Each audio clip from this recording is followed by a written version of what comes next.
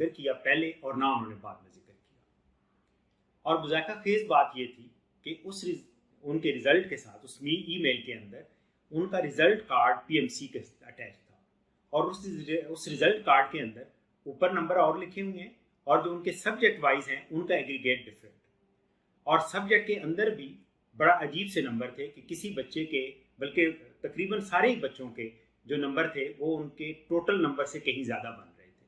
मसलन किसी सब्जेक्ट के अंदर अगर टोटल नंबर 20 हैं तो उसमें से बच्चे ने नंबर 58 लिए हुए। तो इस तरह करके रिजल्ट बहुत ही अजीब सा आया। और इस दरमियान में उन्होंने अपनी 2 दफ़ा अपनी वेबसाइट के ऊपर मैसेज भी पोस्ट किया। एक दफ़ा उन्होंने कहा कि इस रिज़ल्ट को इग्नोर किया जाए, यानी ना उन्होंने ये कहा कि ये उनकी वेबसाइट हैक हुई हुई है या गलती से भेजा गया है, और उन्होंने दूसरी दफ़ा किया और उन्होंने कहा कि जी जो रिज़ल्ट कार्ड साथ आया है उसको इग्नोर करें और आप अपने सिर्फ एग्रीगेट मार्क्स देखें। अब ये नहीं समझ आ रही कि ये वो जिस कंप्यूटर सिस्टम की वो इतनी तारीफ़ें कर रहे हैं, अगर वो रिज़ल्ट फाइनल सही नहीं दे सकता तो उसने इम्तिहान कैसे सही लिया होगा। सो ये सिर्फ एक दिन की बात एक चीज़ इंडिकेट कर देती है कि उनका कंप्यूटर सिस्टम बिल्कुल नाकारा है और उसको बिल्कुल रिलायबल नहीं है, उसको बिल्कुल भी एतबार के काबिल नहीं समझा जा सकता। उस दिन उन्होंने कहा कि रिजल्ट जो है वो हम एक प्रेस कॉन्फ्रेंस में अनाउंस करेंगे, और उस प्रेस कॉन्फ्रेंस का ये पिछले 2 दिन से ढंढोरा पीट रहे थे। साथ ही उन्होंने रावलपिंडी इस्लामाबाद के इंतहाई मोअज़्ज़ज़ जर्नलिस्ट को भी बुलाया हुआ था।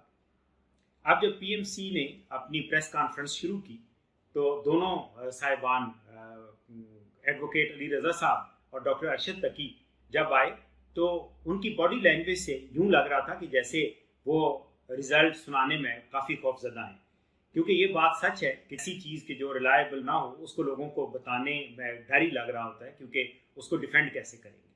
और हुआ भी यही कि उन्होंने अपनी स्टेटमेंट दी, और प्रेस कॉन्फ्रेंस का तरीका तो यही होता है कि पहले आप एक स्टेटमेंट देते हैं और फिर जो जर्नलिस्ट है उसके अंदर जो कोई एक्सप्लेनेशन वाली क्वेश्चंस होते हैं या एक्सप्लेनेशन वाली चीज़ें होती हैं उसकी मजीद एक्सप्लेनेशन क्वेश्चन आंसर से करते हैं, या एम्बिग्यूअस होती हैं तो उनको मजीद डिटेल उनको चाहिए होती है, या उन्होंने मजीद कुछ एक्सप्लोर करना हो तो क्वेश्चन आंसर। अभी पहला क्वेश्चन ही हुआ था जो कि एक मुअज़्ज़ज़ साफ़ी ने किया, और वो बहुत ही कॉमन क्वेश्चन था जो सबके ज़हनों में आता है कि आप इधर रिजल्ट सुना रहे हैं और बच्चे जो हैं वो तो इस इम्तिहान को ही नहीं मान रहे, आपके इम्तिहान के तरीक़ाकार के ऊपर बहुत ज़्यादा एतराज़ात हैं, और इन्हीं जो बच्चों का प्रोटेस्ट है उसके अंदर बलूचिस्तान में एक बच्ची अपनी जान से भी हाथ धो बैठी है। अभी उन्होंने अपना ये क्वेश्चन पूरा ही नहीं किया, यानी सवाल अपना पूरा ही नहीं किया, जिसको कहते हैं कि अभी सवाल उनके मुंह में ही था कि अली रज़ा साहब फौरन चीखे और उन्होंने कहा ये प्लान क्वेश्चन। भाई what you mean by plan? और उनका कहने का अंदाज ये था प्लान का कि जैसे उनके ऊपर कोई मिसाइल बरसाने की कोशिश की जा रही है, यानी उन्होंने कहा कि प्लीज डोंट अटैक। हालांकि साफी तो बड़े आराम से क्वेश्चन कर रहे थे, और क्वेश्चन करना साफियों का ये राइट था क्योंकि आपने खुद बुलाए हुए थे। अब ये हुआ कि इसी बात के ऊपर दोनों हजरात उठे और उन्होंने कहा जी हमने क्वेश्चन आंसर लेने ही नहीं, क्योंकि उन्होंने क्वेश्चन आंसर ना लेने का फैसला पहले ही किया हुआ था, क्योंकि उन्हें पता था कि जब उनकी स्टेटमेंट की एनालिसिस क्वेश्चन आंसर से होगी तो उनका सारा झूठ सामने आ जाएगा, और उनका जो तरीक़ाकार था इम्तिहान एक ठेकेदार को देने से लेकर इम्तिहान के कंडक्ट होने तक, शादी हालों के अंदर सब स्टैंडर्ड इक्विपमेंट के साथ कंडक्ट होने तक, और क्वेश्चन पेपर के ऊपर जो एतराज़ात थे वो सारे एतराज़ात लोगों ने पूछने थे, और जाहिर है झूठ का क्या जवाब हो सकता है। उसके बाद अली रज़ा साहब ने एक और बहुत ही मिसरीडिंग टाइप की, जिसको कहना चाहिए कि मिस इन्फॉर्मेशन लोगों को दी और लोगों को गुमराह करने की कोशिश की, और उन्होंने फरमाया कि 40 मिलियन MCQs थे। 40 मिलियन MCQs कैसे हो सकते हैं जनाब? इसका मतलब है 4 करोड़। ये तो FSC के जो साइंस सब्जेक्ट्स हैं उनके जो कोर्स बुक्स हैं उनके अल्फाज भी 4 करोड़ नहीं होंगे। आपने कैसे 40 मिलियन यानी 4 करोड़ MCQs दे दिए? कितनी बड़ी मिसलीडिंग स्टेटमेंट है।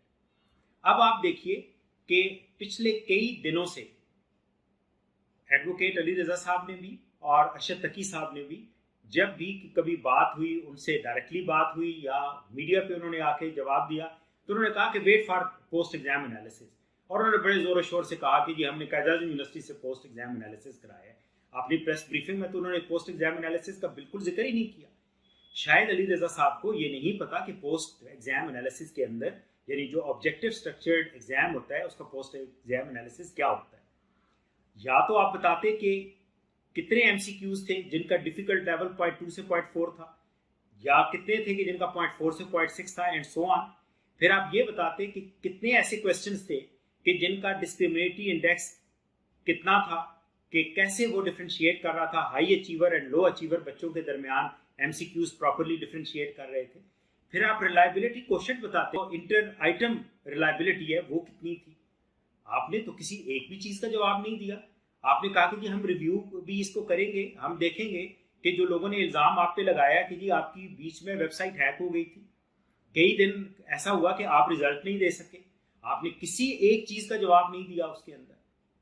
इसका मतलब ये है कि आपने बिल्कुल टोटली गुमराह किया लोगों को अपनी प्रेस कॉन्फ्रेंस के नाम पे रिजल्ट को अनाउंस कर। आपने एक और बहुत बड़ा तीर मारा, लोगों को ये बता के कि कोई ऐसा अदारा ट्रांसपेरेंसी नहीं शो कर सकता, कोई बच्चा भी आए टैब के ऊपर बैठे और अपना रिजल्ट चेक कर ले। वो खाक रिजल्ट चेक करेगा, आपने क्या उसको की दी हुई थी? आप तो कहेंगे कि जी तुमने किया ही यही टेस्ट था। जो आप उसको देंगे, बच्चे के पास क्या सबूत आपने छोड़ा हुआ है कि उसने वही चीजें अटेम्प्ट की हुई हैं कि जो आप उसको दिखा रहे हैं। सो बराए मेहरबानी ये लोगों को बेवकूफ करना बंद कीजिए। आप देखिए कि अगर आपने पोस्ट एग्जाम एनालिसिस कराया होता, जो कि एक फैक्टर था आपके एग्जाम के लिए, जबकि एग्जाम पे जो एतराजात हैं हम दोबारा उसको दोहराते हैं कि एग्जाम पे ये एतराज है कि हर बच्चे का डिफिकल्ट लेवल डिफरेंट था, जबकि आइन के मुताबिक, एक्ट के मुताबिक सिंगल टेस्ट होना था। आपकी खुद अपनी जो उसमें section 18 of the Pakistan medical commission act 2020 है, उसके अंदर लिखा हुआ है there will be a single MDCAT test on a day. एक दिन पे होना था। आपने उसका तो किसी तरह से आपने जवाब नहीं दिया। आपने ये जवाब नहीं दिया कि आपने ये ठेकेदार को क्यों दिया कि पब्लिक